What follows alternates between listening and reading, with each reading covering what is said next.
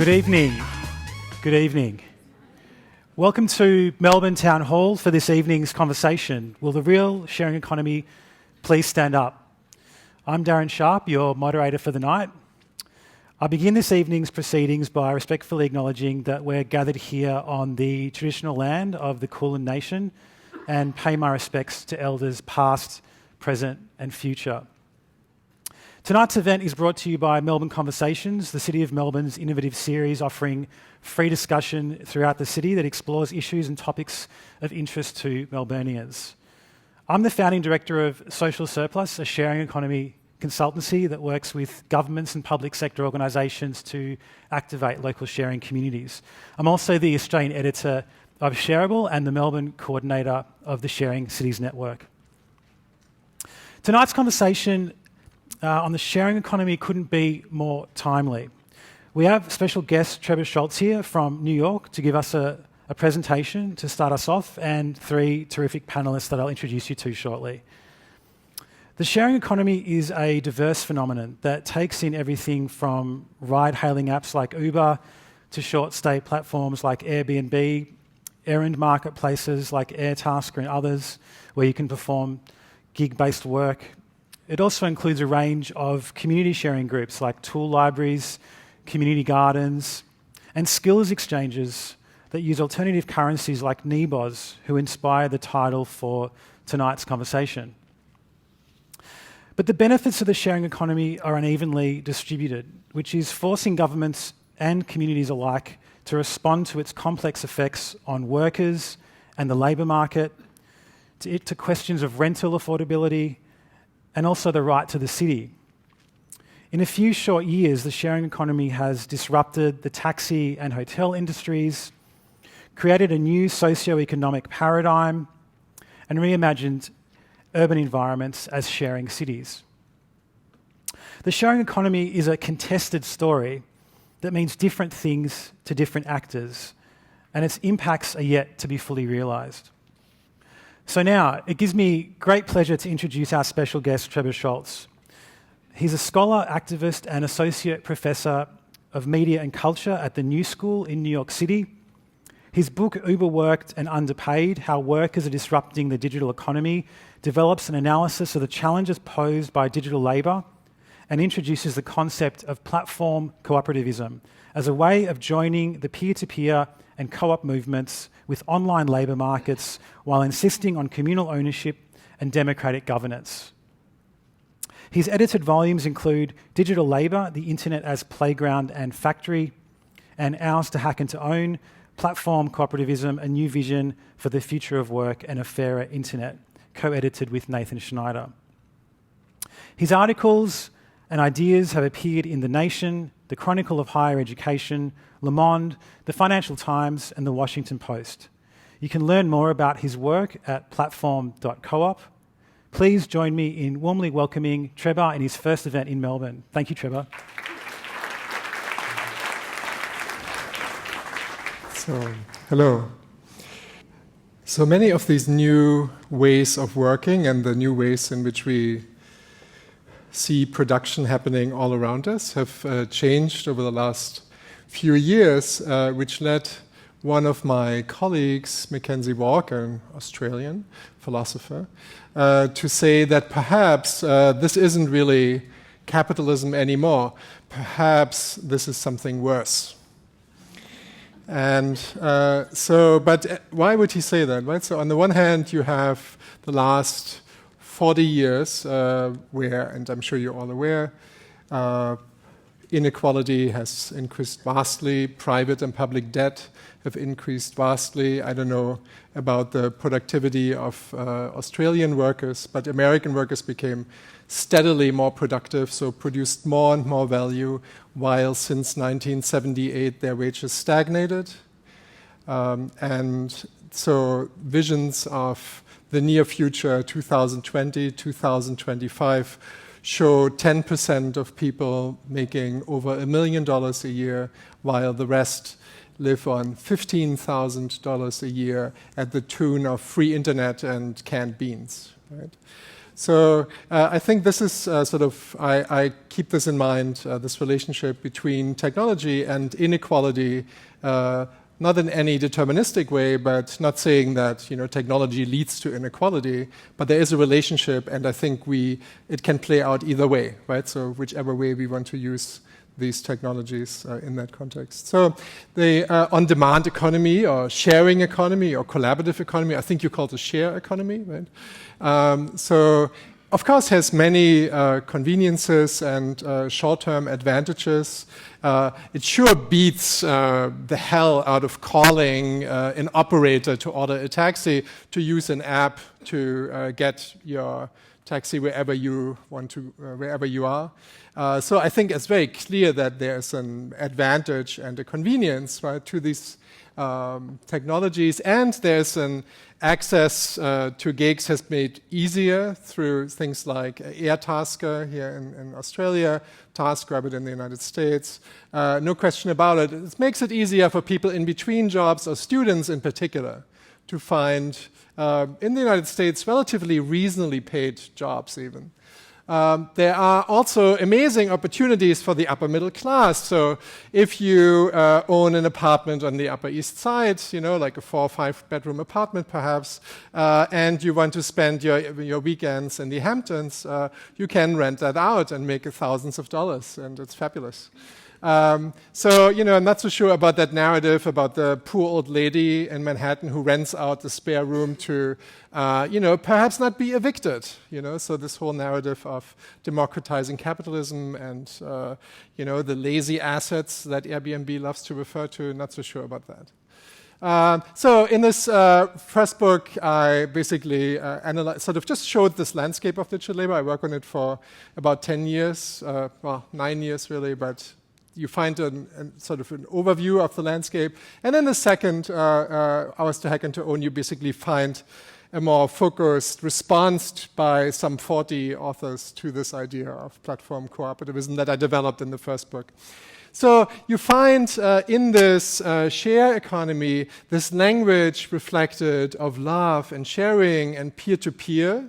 And it's really kind of hijacked also a lot of the language of cooperatives and the social value, the social value from the social capital of cooperatives. And so it's a little bit like, wanting to appear like the people at the top, in fact, representing more what you see here at the bottom.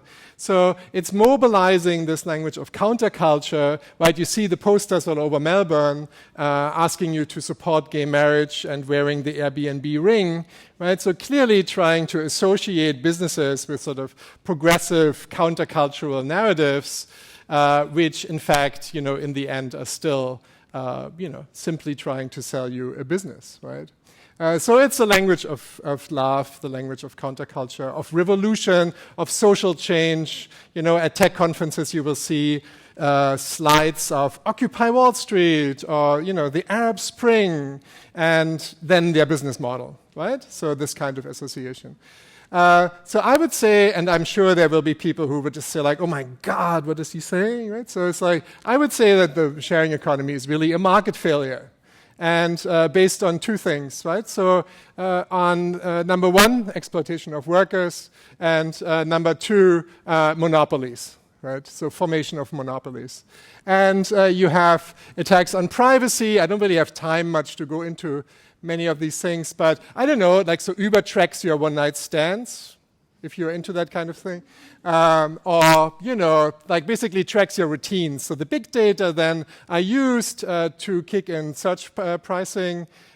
Once the company understands your routines, they are basically monetized, right? Centralization of data ownership, and an attack on public infrastructure. Public transportation in New York City, for example, has had lower and lower numbers since the introduction of Uber and Lyft. So there are things like universal basic income. So who has ever heard of universal basic income, right? Yes, Melbourne, go, right? So fantastic. And I, as much as as many people, would very much like to see my life opportunities not being linked to wages, right? So awesome project. But certainly in the United States, it ain't going to happen over the next 4 years, and I don't have to tell you why that is. So I think what's important about that then is basically, well, so what are near-term alternatives that we can offer? What can people do in their lifetime? What can they do starting next Thursday, perhaps? Yeah? So I think there was a problem with things like Occupy Wall Street, which really was very sharp in pointing to inequality, right, for example, but was not very good in telling people what they can do next, right? So giving concrete steps. So my argument essentially is for a diversified digital economy, so not one that is completely dominated just by one actor, right, in short-term rental or in transportation. I think we know from history that monopolies don't lead to better outcomes. Can talk about that later if you want. I also think what I'm proposing is by no means a single solution, so it's definitely not a silver bullet, right? So I will tell you a little bit about this in a second, but I think it's really many solutions at once, right? Like B Corps, credit unions, mutuals, the Creative Commons, community currencies, even I'm sure there are at least 5 people in here who want to say blockchain. Where's blockchain? And yeah, sure, blockchain. So instead of this unicorn monoculturalism, I would argue for a zebra economy, not my term, but I think basically because zebras actually exist, right? So, I think what I'm proposing is to bring in the cooperative business model into this discussion, because its success is just as much as this frog hidden in plain sight. Right? So you have massively successful cooperative in Australia, as much as in the United States and all over the world, but people are not aware of them anymore, right? So they think, and they have many objections. They think, like Oscar Wilde, right? Like the problem with socialism is that it cuts into your evenings. So this idea of self-exploitation, right? Oh, it's just in Germany, people just think like, oh my God, like co-ops are just so boring, But so there's many different kind of facts. But there are these guys here. They came up with this first consumer cooperative that is well documented, at least in Rochdale, England. Together, at the same time, emerging also unions in the same place, very nearby, geographically at the same time. So, cutting to the chase with 10 minutes left, platform cooperatives, this term, and try to pronounce that 3 times fast, is basically the proposal to bring the cooperative ownership model to platforms. So just to put it really simply, what would it be like if an Uber would be owned by its workers? What would it be like if a short-term rental platform like Airbnb would be owned and operated by an agency that is paid for by a network of Australian cities? Why does this have to be a Silicon Valley company determining your short-term rental market? And then this idea of democratic governance. So when you got up this morning and you pulled out your phone probably, right, or your laptop, and whatever side you went on first while you slurped your coffee, right, so the chances are that if we would survey this room and we see which sites you went to, the chances are that the people who own those sites would all fit into one Google bus, right? And there's something very perverse, frankly, about the fact that the sites that we depend on most, we have really no say over whatsoever. So there's no, you don't have any influence about on Facebook or Twitter or other companies like that. So I think that's a problem. And to fundamentally change that, right, I think ownership is really essential, right? So you see that one of the characteristics of the enterprises that I will give you a few examples of is that they extract a far smaller percentage of their workers, right? So something like Airtasker takes between 25 and 30% from the workers. I know TaskRabbit just changed it to 30%. Uber is around that same realm. In some city, even 50%. Yeah? And so platform co-ops take between 3 and 5% to operate the platform, and the rest of the revenues goes to the workers. Right? So, and what's significant about that is that it shows you that it can actually be done. Right? So we will ask, like, what's the difference between unicorns, between venture capitalist-funded companies and these platform co-ops? Well, traditionally, co-ops, there's much research on that, have a far lower failure rate than traditional companies. So in New York City, for example, 94% of all startups are failing. Right? So you see that this co-op model could actually really make a difference. Many of the things I addressed already. And then there's a prospect of data democracy, which means that actually the data that all these platforms are producing, cooperative platforms, could be shared among each other, right? Something that Uber and Lyft obviously would never do, right? So there are possibilities in there that are not existing otherwise. So to recap, right, it's an opportunity for cooperatives to reinvent themselves. It's an opportunity for this idea of worker ownership to be rethought. It's an opportunity for unions to find a new role. And it's also an opportunity for free software developers to insert themselves in this discussion. So, okay, let's give you a few examples. So in the remaining 6 minutes, we can see in which sectors this actually plays out. So we have, this is the platform co-op landscape in 2017 in February. And as you can see, it's not just one sector. So it's not just childcare or home cleaning or translation, but it's really a large array of different areas. I think that home health care will be one of the most successful areas in which this can thrive, and we see this already happening now.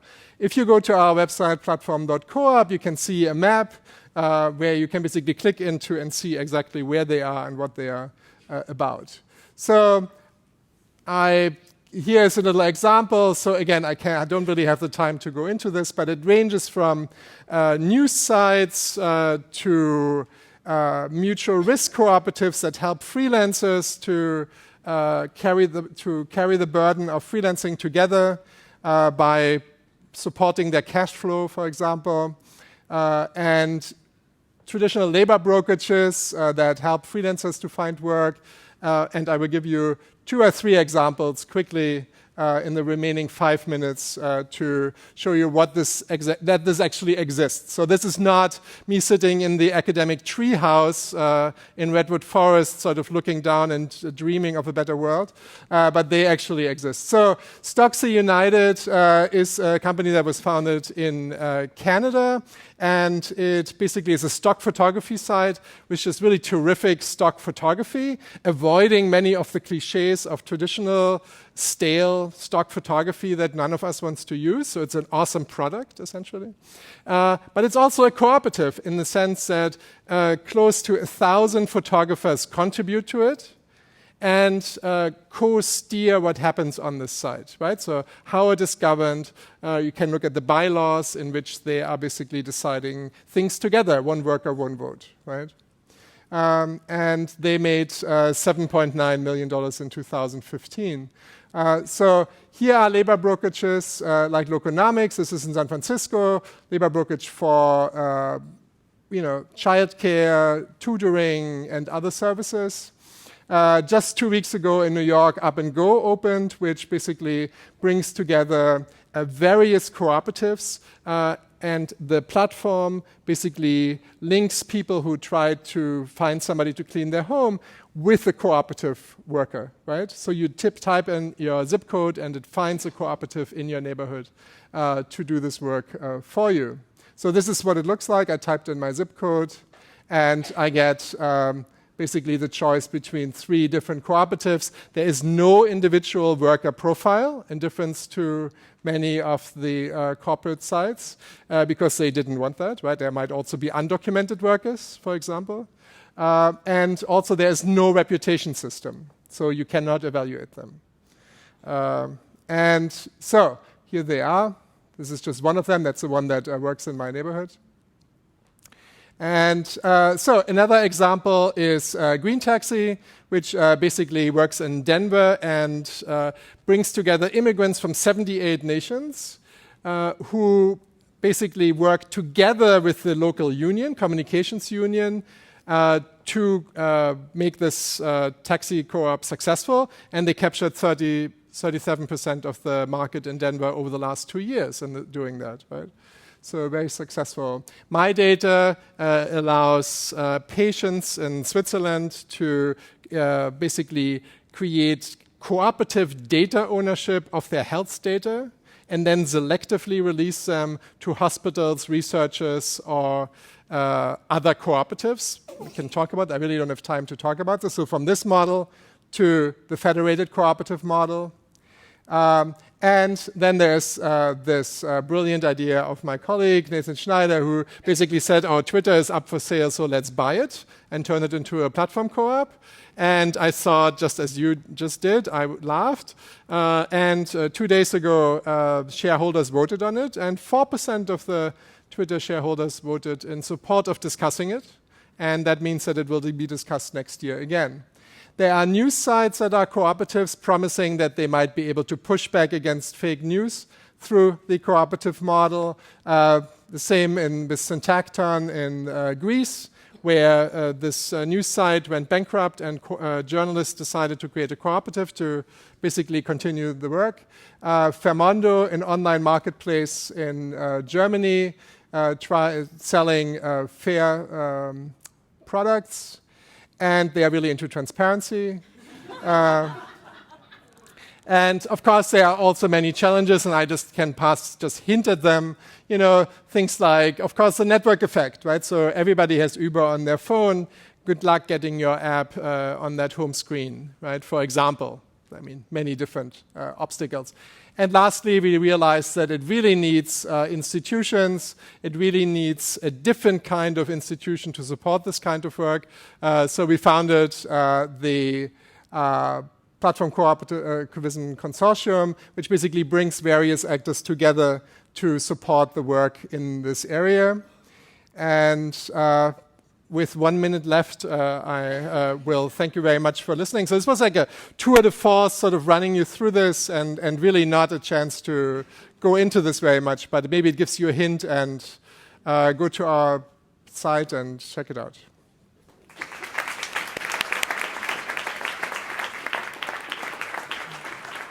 Hey, John, grab a seat. Thank you so much, Trevor. Fantastic. I'd now like to welcome our fellow panellists up to the stage.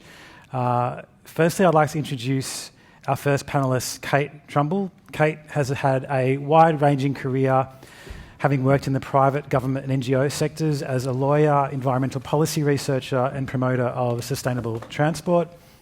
Kate now heads up communications for Car Next Door, Australia's first peer-to-peer car-sharing platform. When Kate joined Car Next Door in 2014, it was just an improbable idea thought up by her husband Dave and school friend Will. They had convinced a few trusting friends to list their cars and install the technology themselves. It's now grown to a team of 30 people, with 1,000 vehicles being shared by over 30,000 borrowers and over 80,000 trips booked through the platform so far. So welcome, Kate.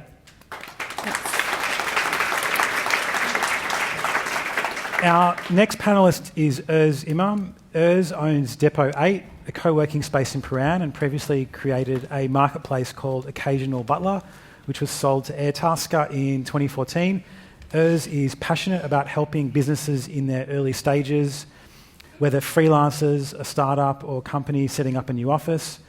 Depot 8 is in a large converted warehouse in Paran with 50 permanent members, plus 300 people who use Depot 8 flexibly by the hour on an in-house app called Nesk. Loves working on new ideas and is always building shiny new things. Welcome,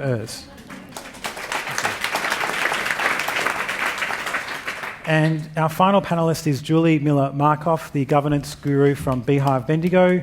Julie is an innovation architect, non-executive director, classic transformational leader, mother and social investor. She has used her skills and credentials in innovation, governance and psychotherapy to help people and organisations transition to new modes of being, performance and action for 20 years. She's a member of the Australian Institute of Company Directors, and through her business, The Leadership Studio, supports and nourishes leaders to adapt to the intensified and pioneering challenges of work disruption. She believes everyone can lead. Welcome, Thank Julie. You. Hello. So I'd like to now invite the panellists to offer some brief opening thoughts on how the sharing economy is changing the way we work, changing the way we do business, and how we build community in the context of your work. And also, if it makes sense to do so, to weave in some reflections and observations on Trebor's very provocative talk there, which is fascinating. And we'll have a chance to open up that discussion as well between ourselves, and then we'll open up to the audience shortly soon too. So I might start with you, Kate, and hear from you. Thanks, Darren. So I wanted to start by taking, I guess, a step back from these concepts about how we govern sharing and think about why it's so important that we are sharing in the first place.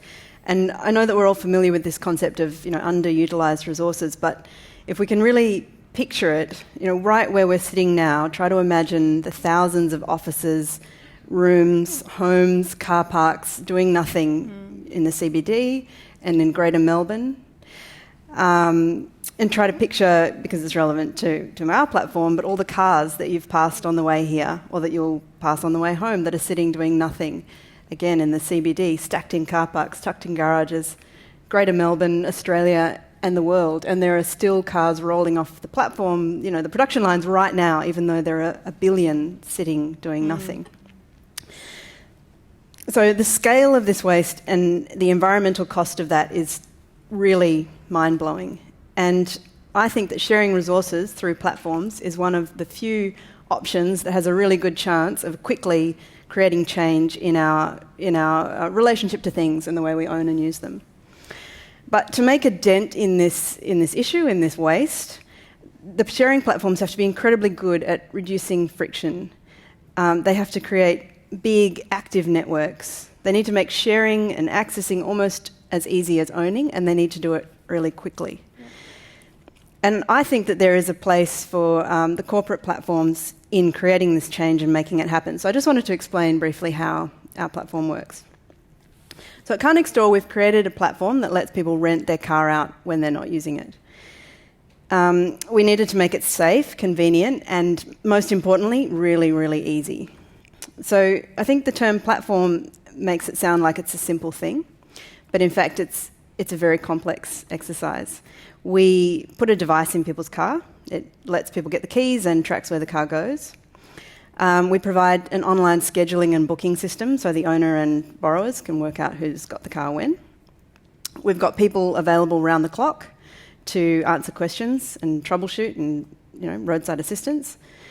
We provide insurance, so everyone's covered if there's damage, and we define and enforce a set of community rules and standards.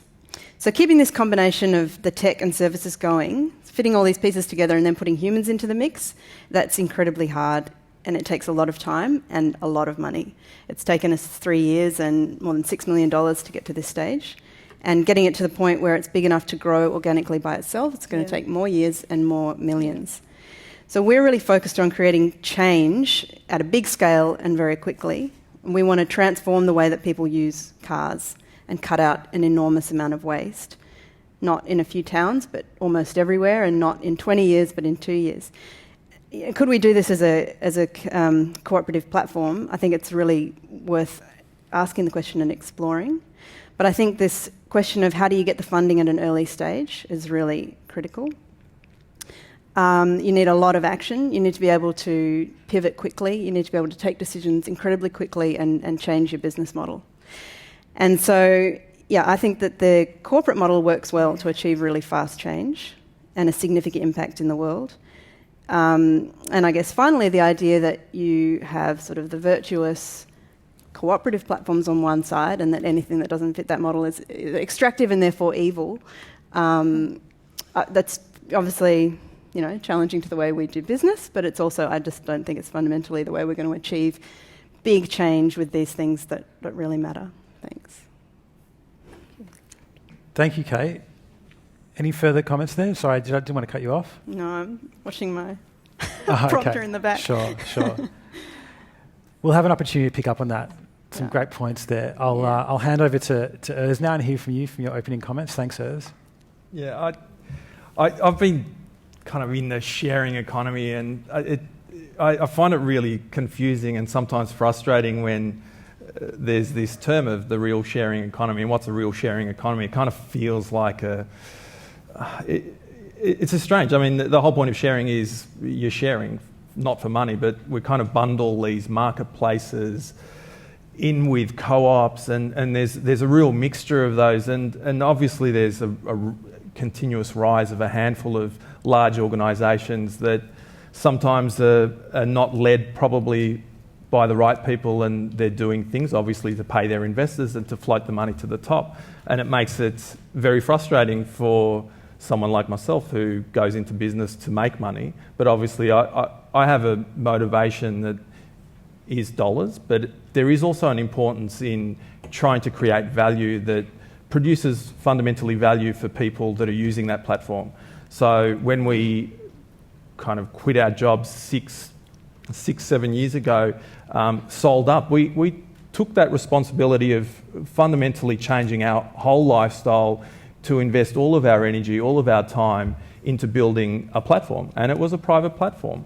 But along the way, it was quite an interesting discovery for us, because in building Occasional Butler that did go on and sell to Airtasker, we kind of always had a strong vision of making sure that we could ensure that there was fairness in that platform. And I think that's a lot of business people. A lot of people come at business with that, I guess, fundamental drive to create true value for their customers and their suppliers. And I think that still is a motivator, and I think it's interesting that Trebor is now raising some of these issues around platform co-ops and how those, I guess, the left and the right can work together to produce fundamental value for people in all sorts of communities.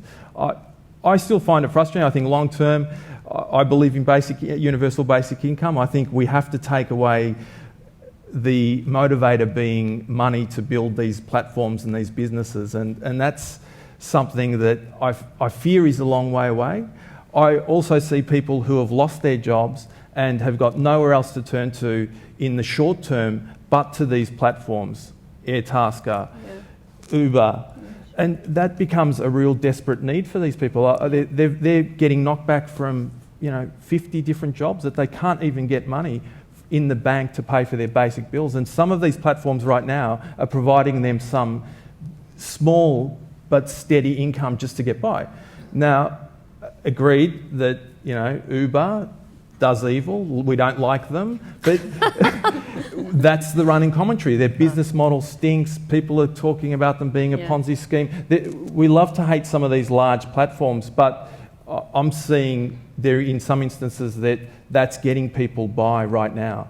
Of course, it would be great to have co-ops built, and co-ops take the first button on that homepage, so that those people can be putting money back into the economy through a co-op rather than an actual large organisation that feeds up to the investors. But at the moment, that's the unfortunate truth of some of these platforms, are providing that to those individuals.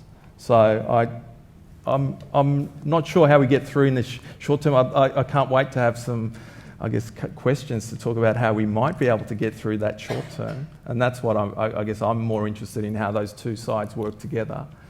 And fundamentally, I do believe that if you're unethical, you won't survive. And I don't believe that if you fundamentally run a business just for profit, you will not survive in the short to medium term. And we're starting to see some of those things happen with a company like Uber. Thank you so much, Urs. We'll hand over to Julie now, who's getting her notes ready. And I think it's interesting to make the observation that in the case of bHive Bendigo, you're actually working with your team to try and become Australia's first platform cooperative. It's very early days in this space, It but is. I think what's unique about Bendigo, being a population, I believe, of about 100,000 people, it's an interesting... 115,000. Oh, wow, it's grown since I was last there. Yes. And so basically what's interesting is at that level of scale, you haven't really had the likes of Uber and Airbnb and other big Silicon Valley-backed platforms sort of come into that community yet. And so there's a sort of an opportunity for the bHive Bendigo folks that you've spotted to create your own sharing platforms and enterprises that can be cooperatively owned by the community. So we'd love to hear more. Thank you very much. I'd like a big cheer if anybody has some empathy. To start Australia's first platform cooperative is actually a difficult task. And if you can imagine, do you remember Bruce Petty cartoons from a long time ago? He's a sort of squiggles. If you can imagine a group of people with sort of stuck in Bruce Petty land, that's what it feels like at the moment. I was so pleased to see Trevor's first slide talking about platform co-ops being the people's disruption, and that's essentially what bHive Bendigo is. It's bHive's own peer-to-peer sharing economy. So if we unpack that a bit, it's an online platform. It's set up as a cooperative, and it's place-based. So it's a really deep dive into the sharing economy based on a location and the people who live there. One of the reasons that we decided to be a co-op, because what's central to the business is this idea that we can build, own and operate the co-op locally. And so it's a platform for participation for various people in the community. I must get one of those nice, neat things because it's really easy to read from rather than scrappy pieces of paper. So really it's about local people, local place, local economy, and for us coming together to have a future that we can actually, through our own agency, create. And to take up Darren's point, co-ops have always been with us. In fact, I was surprised to find out that, I know my credit union's a co-op, but the RACV is a co-op. My health insurer, Australian Unity, started out this way. They have been hiding in plain sight. Co-ops in Bendigo have been around since the 19th century. So we're not starting a new thing in choosing to start a co-op. What's new about it is we're basing it on a platform. There are 115,000 people in Bendigo, and the city itself is expected to grow to 200,000 people by 2050. So the city's almost going to double. And at the moment, none of the major players in the sharing economy have come into the regional cities. So so it's a green field for us to start with, and we think this is the time in which to sort of start doing this work. Right, so what does this all mean? If you think about the bHive as having three hives, so the bottom hive, possibly the most central of the hive, is the village hive. And so if you imagine yourself in your street and go 250 metres up and down either side and around you, they're the people in your village. And you can include into that friends and family in the rest of your area. And in the village, that's where you're connected. This is where you feel your connection to people. You might be borrowing veggies, you might be arranging the babysitting, you might be doing the street Christmas party, or sharing tools, or whatever else you want to do within this village. Everybody who joins bHive actually buys a share. So that's another sort of important signal to say that members own a share and share in what the organisation is and the benefits of the organisation. The second hive is the sharing hive, and that's really, the B in bHive also stands for business hive. The sharing hive is where our sort of peer-to-peer digital services will be. So access to cars, peer-to-peer organisation of energy, insurance, logistics, anything that we think people can create a paid digital service around sits within the sharing hive. It's really important, the sharing hive, is because that's where money starts to circulate differently through the local economy. 5%, and this is the most recent of the hives, is the giving hive. We established bHive thinking that we would take part of the funds of bHive and direct them out to social investment. So there'll be projects to do with the environment and projects to do with improving social outcome, and I hope projects to do with increasing the participation of different people within the sharing hive itself. The Bendigo economy is worth about $2.5 billion annually. We're after a small share of that, and we think that that's possible. Just trying to think what else. We can come back to that as well. Yeah. We're weaving the others into the broader conversation. We might leave it there for now, if that's okay, plenty. Julie, and we'll pick it up. I wanted to just thank you, all three of you, for responding with your opening remarks there, and go circle back to Trevor's opening presentation. And you made the point, Trevor, during that that monopolies don't lead to better outcomes. And I think it's worth pointing out that in the case of what's happening with the platform, cooperativism, ecosystem or movement, it's not necessarily an oppositional movement. It's talking, as you said earlier, about diversity, about trying to counter that monoculture that we see in the platform economy. So I think rather than feeling that it's necessarily opposing commercial platforms, it'll come on. Do you want to maybe speak to that in terms of the fact that it's leading to a whole range of alternatives that communities and workers and others can consider? Right. It's not really about sort of opposition to the sort of mom and pa startup, right? But it is very much critical and in opposition to these large monopolies, absolutely. And in opposition to Peter Thiel, who just bought property in New Zealand, so that when, he has to escape the United States, he can get as far away as he can. He and many other people from Silicon Valley, I know if you know this. So you are well positioned. So like Peter Thiel, the founder of PayPal, would very much say in his book From Zero to One, he basically said that you need monopolies to create progress and technological development. I would very much disagree, and the research clearly shows also that monopolies do have their golden times, right? So maybe with something like Gmail, you find, there's real social benefit, right? There are real benefit for people for a period of time, but then they become stale and are more concerned with preserving their power, lose the innovation, but still have the power, right? And I think this is what we want to avoid. So it's definitely not. I don't see the wall coming up here. No. There was talk of Kate. I think you talked about early stage funding, and it was fascinating to hear the journey that Car Next Door's been on and the success you've had in such a short period of time. And I wanted to ask Trebor a question about venture capital and the fact that it's talked about as a real enabler of business, a way to turbocharge business. But are there alternatives? Can VC be a blocker to innovation in some cases? Right.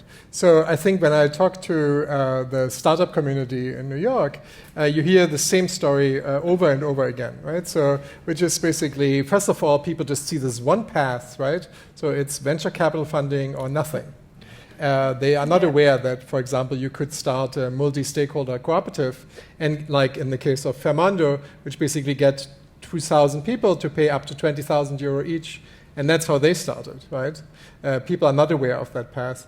And when they do take this money, people complain, right, very often, how their project gets taken over and they lose control, and then with 18 to 24 months, they have to turn profits, right, as demanded by these VCs, which means that the whole way you have to think about your project, your enterprise, is to suck value out of those communities, right? It's like you become a vacuum cleaner, right? And so because it's not about a long-term business that you are creating, but it's about pivot, right? It's about exit. Which, selling to Google or Facebook or other companies.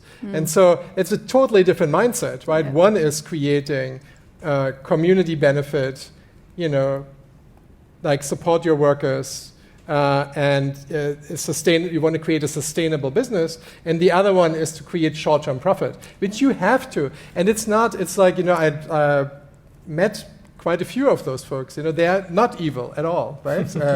They are lovely human beings, but they are victim to this logic of venture capital, right? It's not that they are bad people, but Wall Street is breathing down their neck, right? Or the venture capitalist is breathing down their neck. It has its own logic, right? Once you started this, it's not like you can operate your business any way you want. And I think that's provocative enough for you.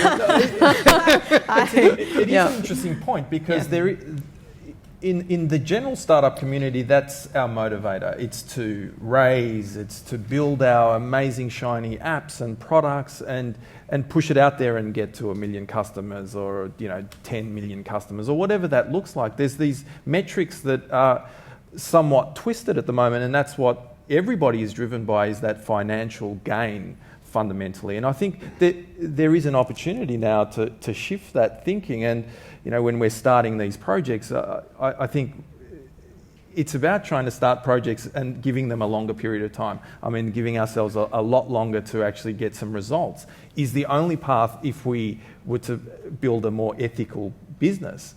But I think the problem is there's still all of this talent that we need to build these amazing products, from designers to developers, that are still intoxicated by the Google canteen or the huge, huge share packages. And I think there's a gap here that we haven't quite come through that, to be able to have truly talented people help us build, great products that will hit the market and will get attention beyond these, I guess, larger monopolies that are taking attention. And I think that's the challenge that I think. I don't know how quick that takes. Well, this is like one of the things that we identified as well, and to really want to focus on. I know, first point on the agenda, I'm giving a talk at the Google headquarters in June. I know my first sentence already, I'm here to recruit you, but you have the better food. But yeah.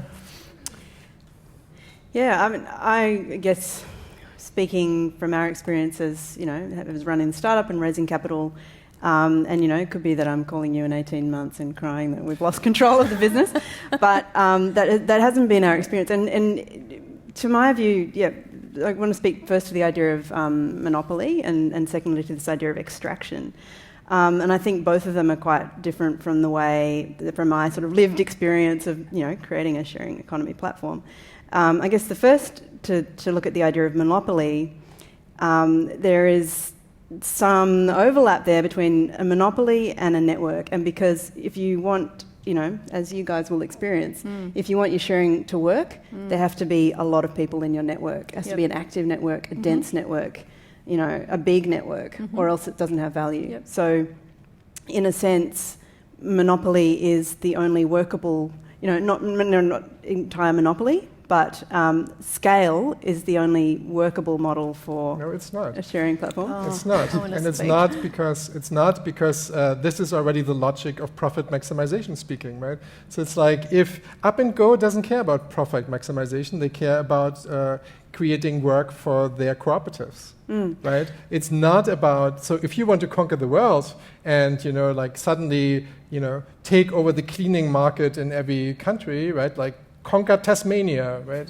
But that's not their goal. Their goal is Queens and Brooklyn, and that's it. They don't have ambitions to scale up, and they don't have to, and that is different. So this is why Travis Kalanick would want to have Uber in every last village, and Up and Go doesn't. And I think perhaps there's a difference between a cooperative and a sharing platform, that's focused on the welfare of workers, and one that's a labour exchange, and one that's focused on achieving an environmental goal and transformation. And I think that this idea that extraction is the only model, to me, that is based on the idea that the value is there and is easy to access, that all the stuff's sitting there, it's really easy to let people share it. And then that if you create a platform that takes a share of that value, that's kind of sucking. But it's this not value. sharing. Well, it's not sharing, right? I mean, what you describe is renting.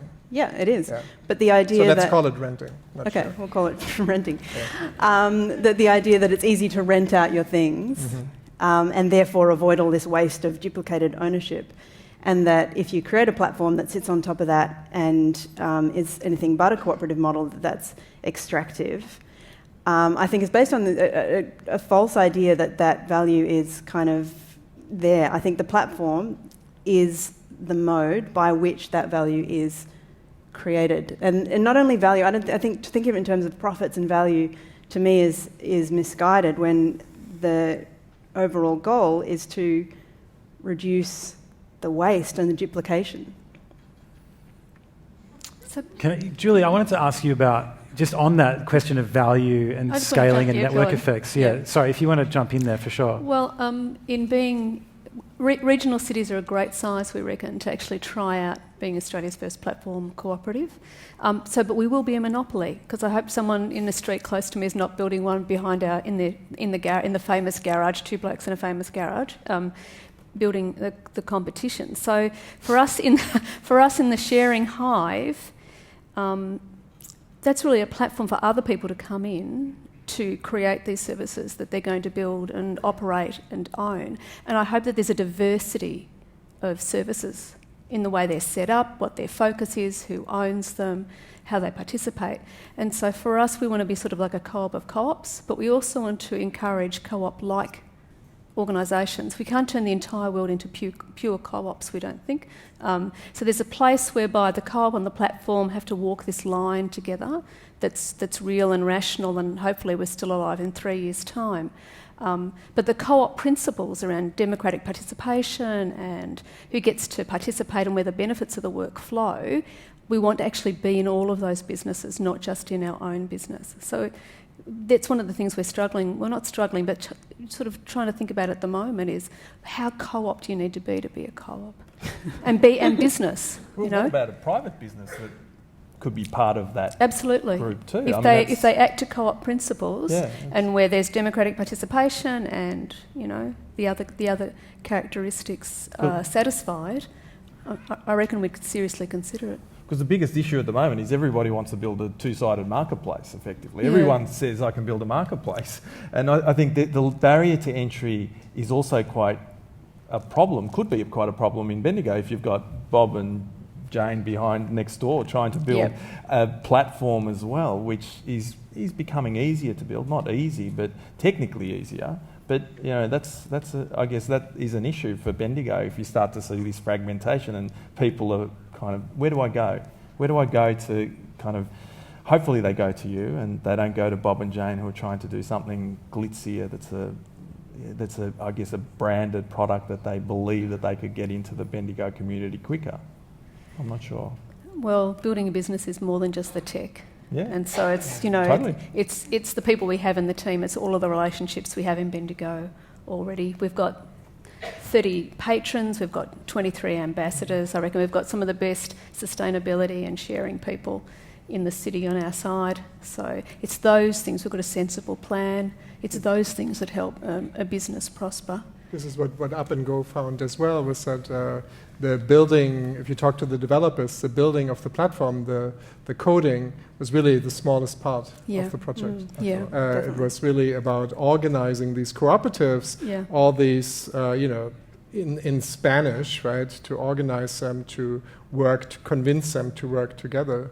That was the actual work. Yeah. Right?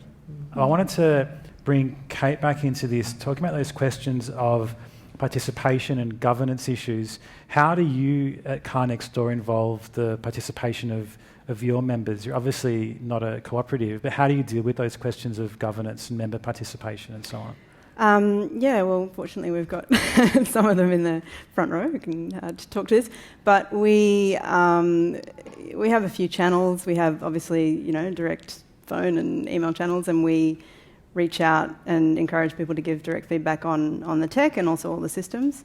And we have an online forum where owners can speak between themselves, solve problems, ask questions and give us feedback. And the feedback is very, frank and often brutal about, things that our developers do or features that we're releasing. And So we invite them as much as we can to tell us about their lived experience of sharing.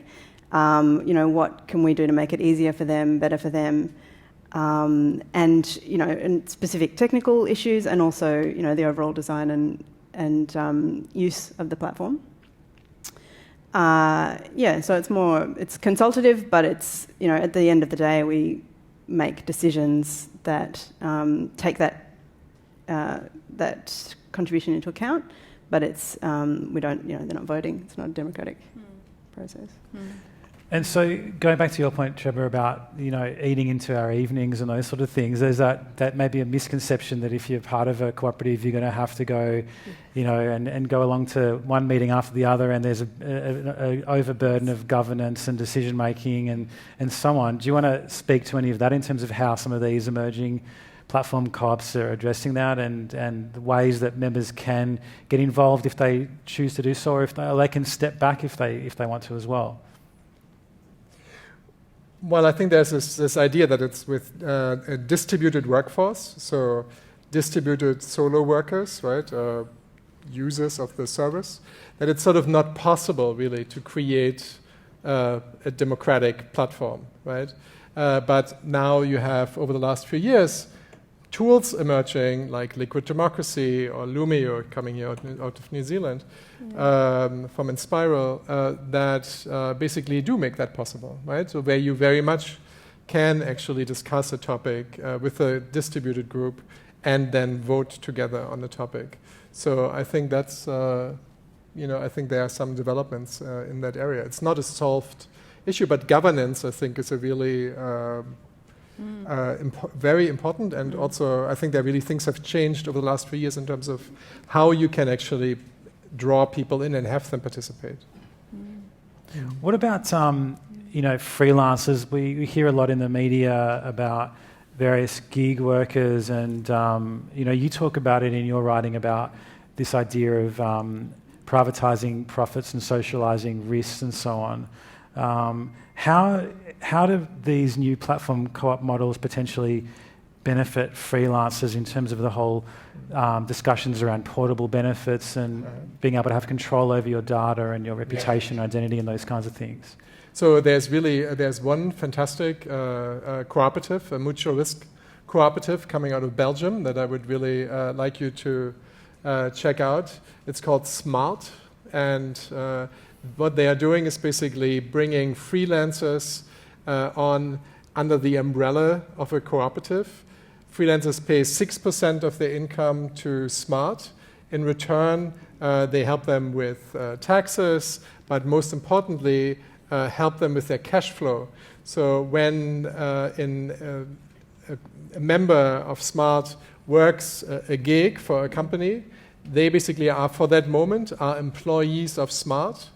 And 7 days after the work is done, Smart pays that freelancer what they will be paid from that company.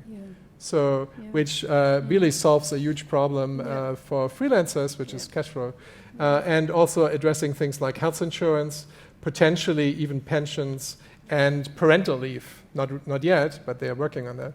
So, in a way, a cooperative actually delivering on the things that traditionally unions addressed, right? So, and they are in 8 countries now and have tens of thousands of members, and so no business could ever dare not to pay them because they would be blacklisted and nobody would work for them anymore. So it really works quite well.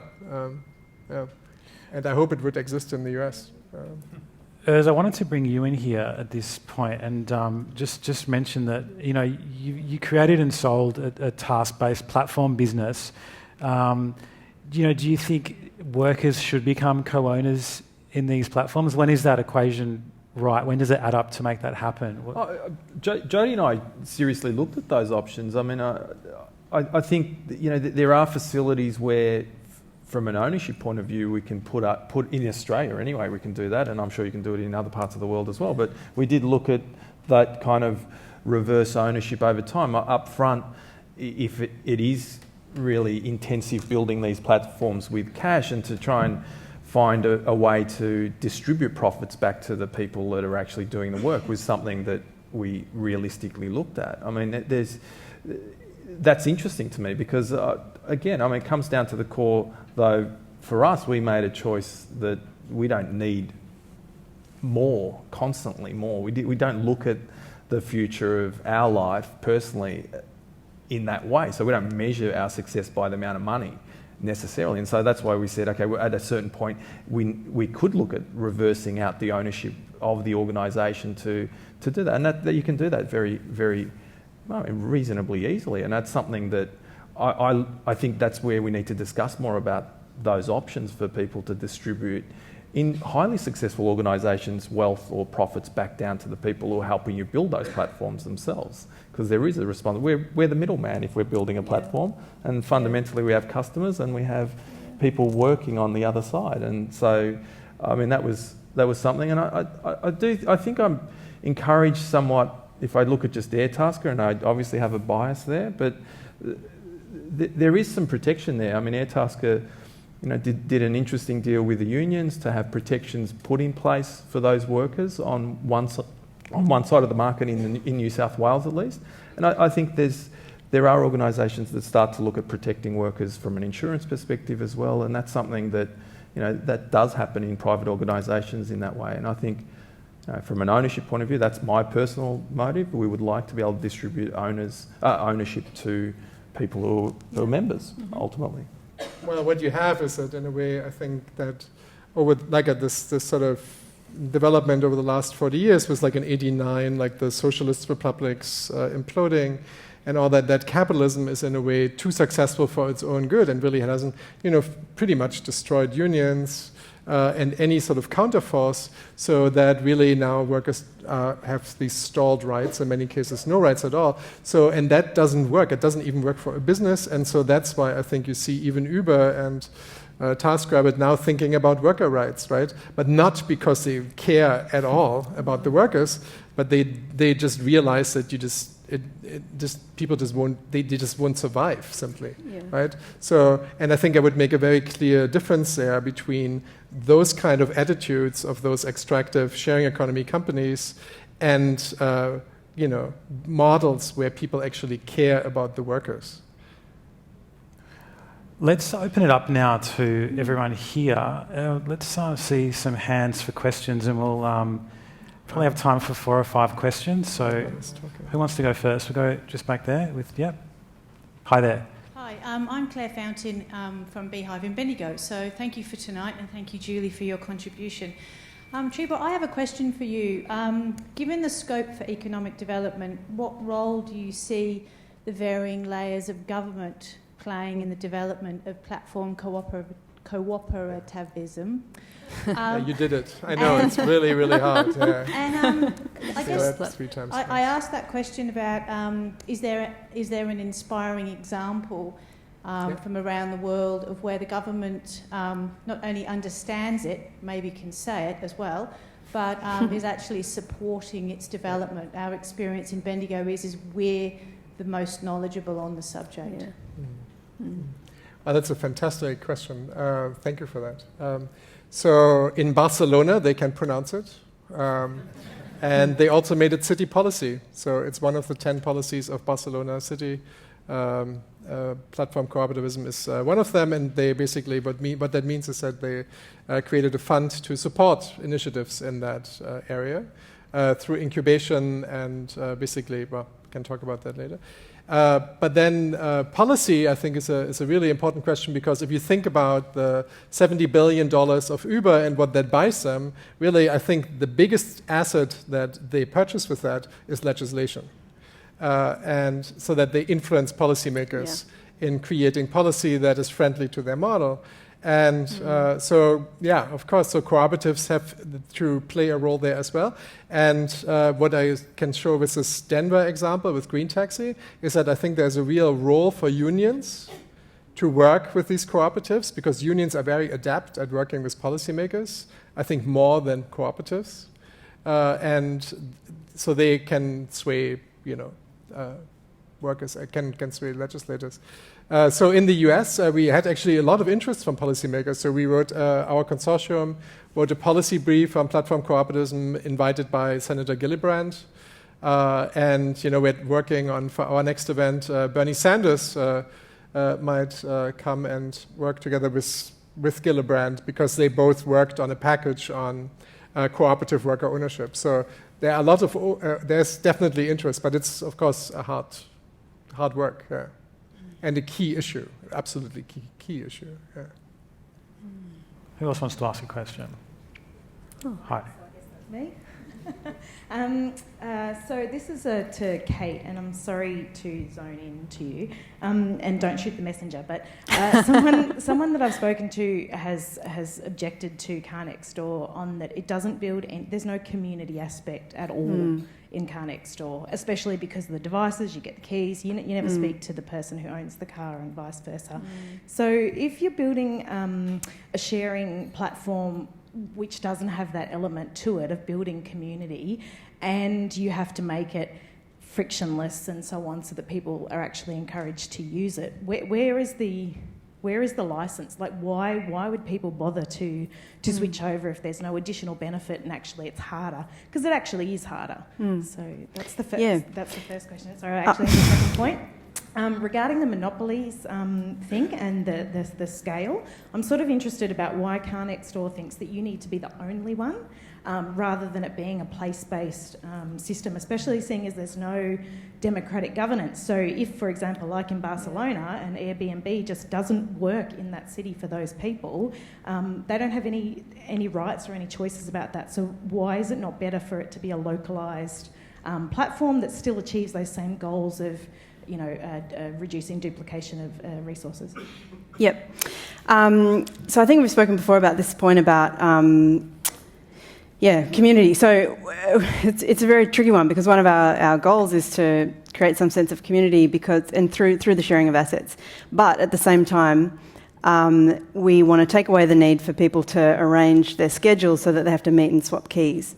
And so it's something we've been working on and trying to do. And effectively what we found is that there's kind of this optional connection that emerges. So the borrowers and the owners have the contact details of each other. Some of them love getting together. We have very gregarious car owners who will meet every borrower, and likewise. And we have some who have, had the car out 200 times, never met a soul. So we've tried things like having community barbecues. About every quarter we have a community event where we'll invite everyone to, come along, have pizza, beers. Tonight all the Car Next Door members who've had the time to show up are invited to have a drink and connect with each other. So we try to create spaces for people to connect physically that aren't necessarily part of that transaction. The second question was about, why can't there be, a car sharing platform in every town or suburb? I think that goes to the network effect. And the main thing that people complain about with Car Next Door is that there aren't enough cars near them, and near them means within walking distance.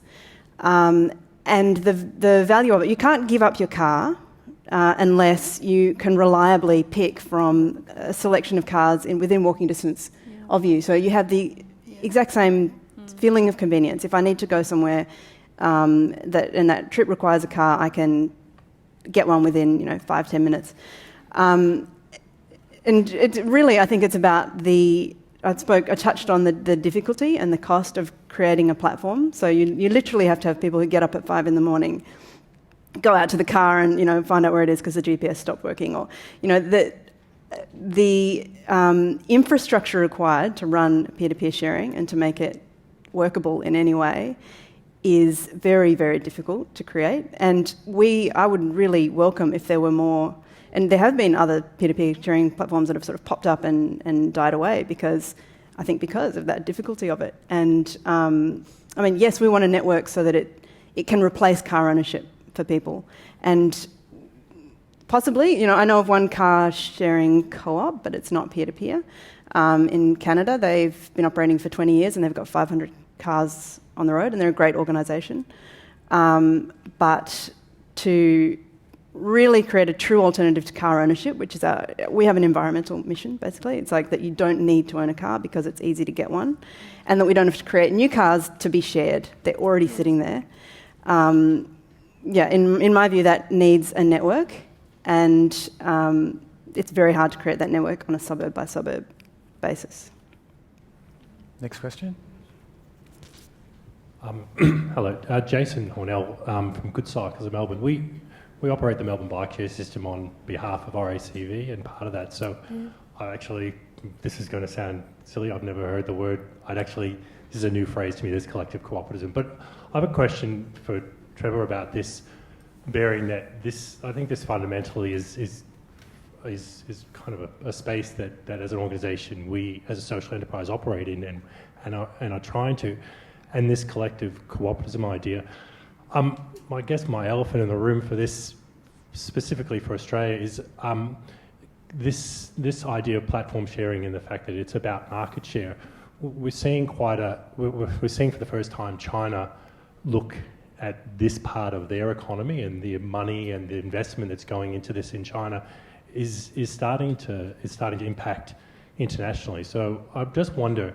We talk about the evils of Uber, and you talk about that Uber lost in China to Didi, the incumbent there, and now we're starting to see is this going to create another sort of rise of this sort of this attempt to gain a monopoly again? Are we going to see that again, or do you think it will just be just in a reflection of what continues?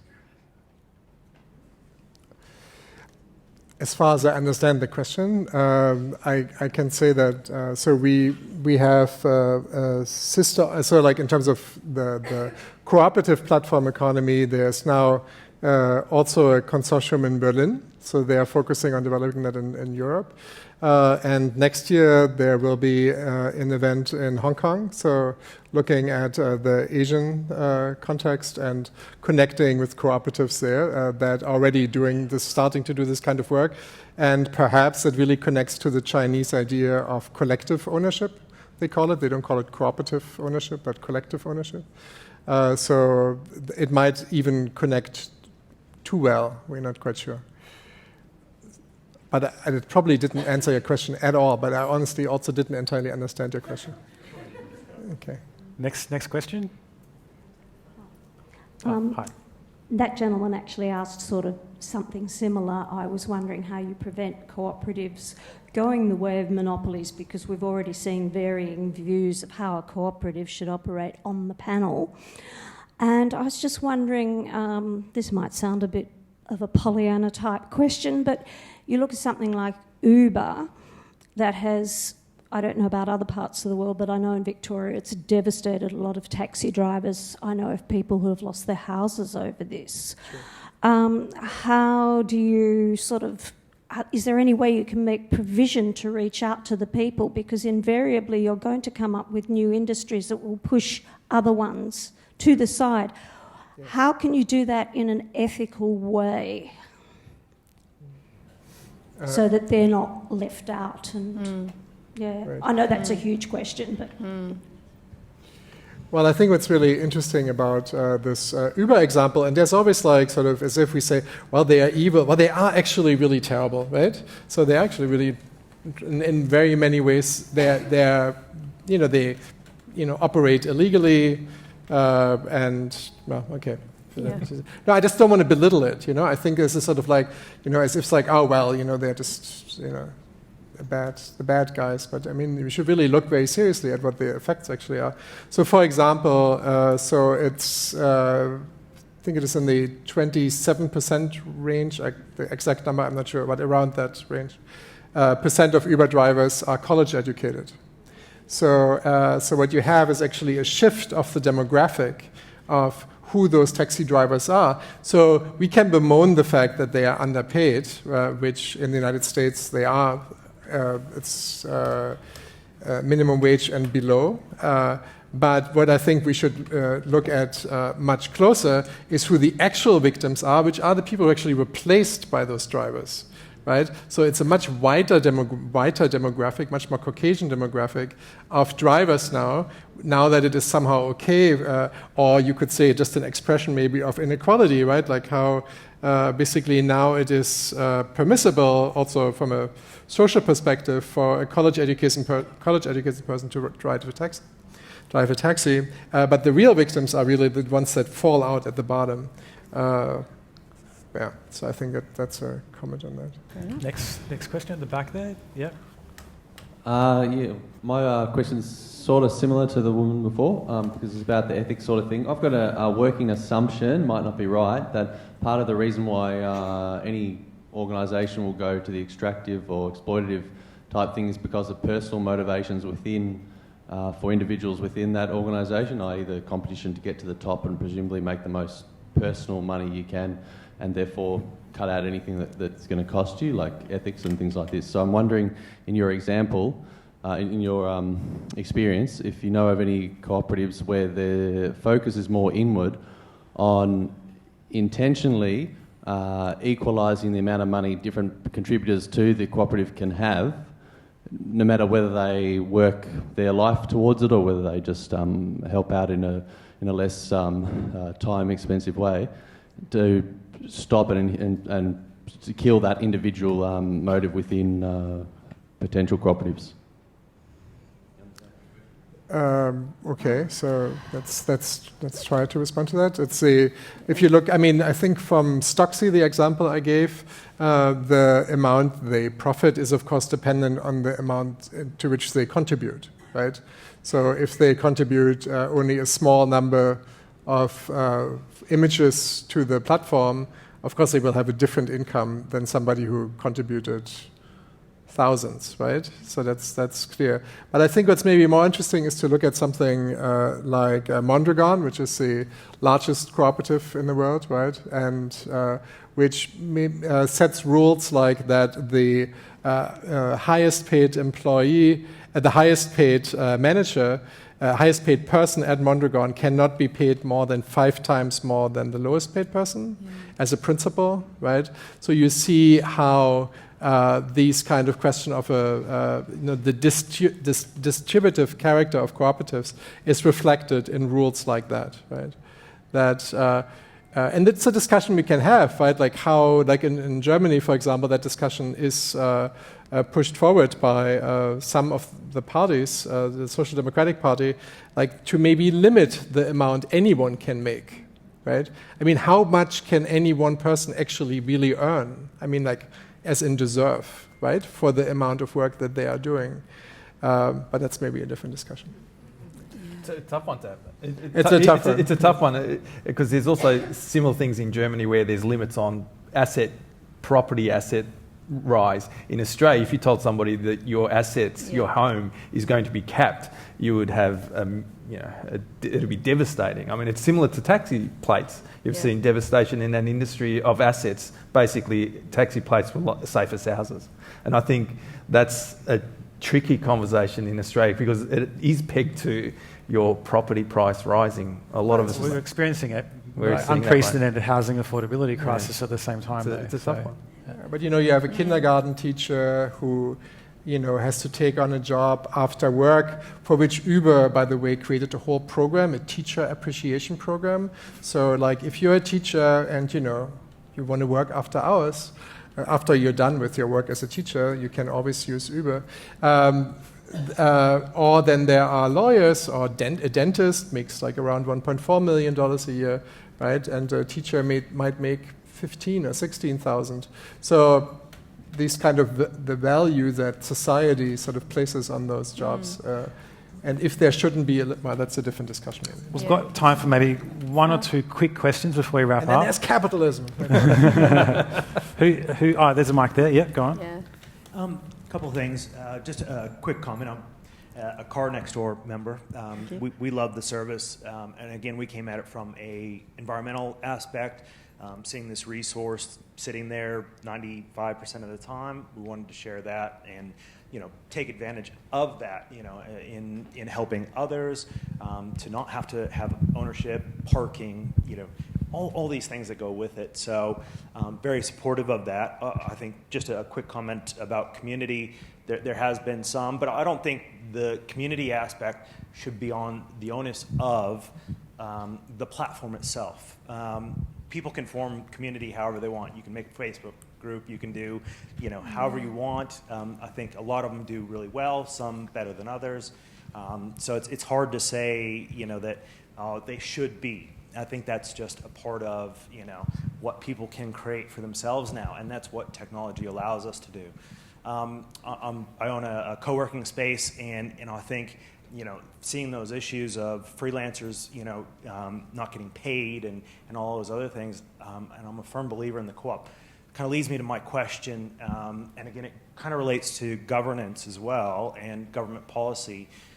You see the conversation, and growing up in the U.S., the left of politics and left-leaning would talk about cooperatives, right-leaning is capitalism, and that the two shall never, cross, or there's this conflict.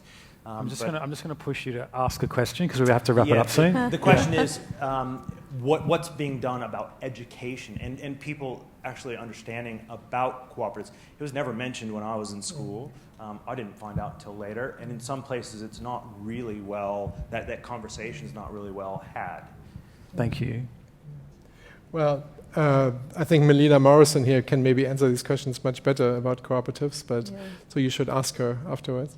But just as one idea, so cooperatives are not a leftist idea, right? So in fact, as you may have to admit, right, there are probably many cooperatives co-responsible in the election of Trump, right, from mid-America.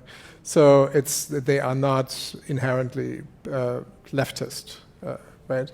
So, but that was not your question. What was the end of the education? Yeah, no, that's a really, really good point. I think it's a really good point. Yeah. So I think there's a real lack in curriculum, right, in even elementary schools and high schools, and also colleges, right? So at the New School, we are working with Mondragon and created something called a Living Lab, which is basically creating chunks of curriculum that can be plugged into any kind of course that has vaguely anything to do with cooperation. So to just a drop in the ocean, but it's a start. But I absolutely agree with you that this is a huge issue. Yeah. So part of our initial activities at bHive has been in devoting our resources to storytelling. Probably we did more storytelling than we did starting coding, because we're starting from a place where people don't understand what a cooperative is, although when they hear about it, it sounds like common sense and natural about a way to behave. Yeah. Mm. We might actually end with you, Julie, going back this way because we have to start heading towards closing comments. Thank you so much, everyone, for your fantastic questions. So I might just start with Julie and just get you to hand over some closing observations or comments, and then we'll work our way through the panel and we'll close where we started with Trevor. Oh, great. So I arrived with maybe 80 questions, and I think I'm going to leave with like 120 questions. So it's been really, really stimulating. I feel confident that bHive's on the right path in focusing on community development and investment and business development investment and social development and investment. And I'm heartened as a place-based platform co-op that gives us a real identity and a real trust in our community about what we want to do. My concerns from here are really to do with growing the business like any other startup, about how we're going to get access to patient capital, how we can develop this sort of sophisticated cooperation. Like relationship building is incredibly important in co-op businesses for members, how we relate to other co-ops, the relationship between the board and other investors. And the other thing that concerns me is there's a whole zeitgeist around platforms that we accept. We accept that we're going to be tracked. We accept that they can operate illegally or outside of regulation. I don't think bHive's agnostic. We're not left, we're not right, but we have values and principles. So it's curious to me how we're going to chart a path using those values and principles when so much of the platform world operates culturally quite differently. Like what decisions are we going to make in order to survive and prosper and be competitive, because we need to be competitive. Yeah. Thank you, Julie. Urs? Look, I mean, I guess I've just, I'm really interested in this. I mean, just generally the shift away from, left and right, and ultimately we're building platforms, and I mean, for me, it's about putting pressure on, I guess, organisations that are not setting up their own, I guess, vision and view of the future based on things that are wrong. And I think I'm talking, we have a co-working space as well, and we have 50 small businesses that are starting in that place. And we constantly talk about it is time to shift out our goals over a longer period of time, give ourselves longer time so that we don't have to jump into fundamentally raising capital to get to 18 months. I mean, we all quit the day job to race away from a manager, but then in startups you race towards trying to raise capital to get a manager again. So it's quite ironic that startup scene is sort of driven by that vicious cycle, and ultimately I think it's interesting that there is a different way forward, and platform co-ops for me it's been an education. Thank you, Urs. Kate? Similarly, it's really exciting to see these worldwide examples of such diverse communities and community-operated models. And I wish bHive all the best. It's a long journey and a hard one, but packed well. But I think the fact that we're even having this discussion is very exciting for me because. 5 years ago, if you'd start way from the beginning. You'd be like, all right, there's this way where even if you own something, other people can use it, and and you'd approach regulators and say we need to talk about new ways of regulating. And you can all get your tomatoes out because I've got to say, Uber. Before Uber arrived in Australia, I would approach regulators and say, the way that the regulations are set up is entrenching an old model of transport. And Uber barreled in and did just... Basically, they went to the regulators like, fine me, I could buy you and your whole country.